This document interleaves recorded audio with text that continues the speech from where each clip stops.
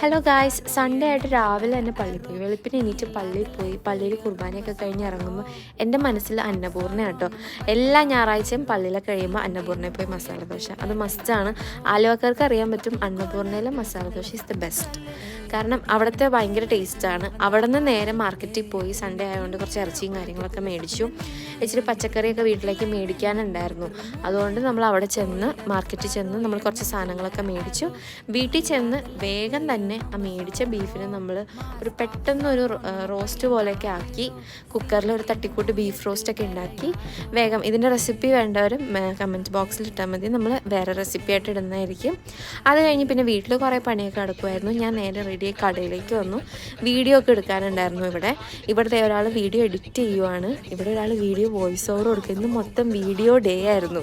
അത് കഴിഞ്ഞ് പിന്നെ നമ്മൾ കുറച്ച് നേരം വർത്താനമൊക്കെ പറഞ്ഞിരുന്നു. അപ്പോൾ ഇന്നത്തെ വീഡിയോ അത്രയുള്ളൂ. ബൈ.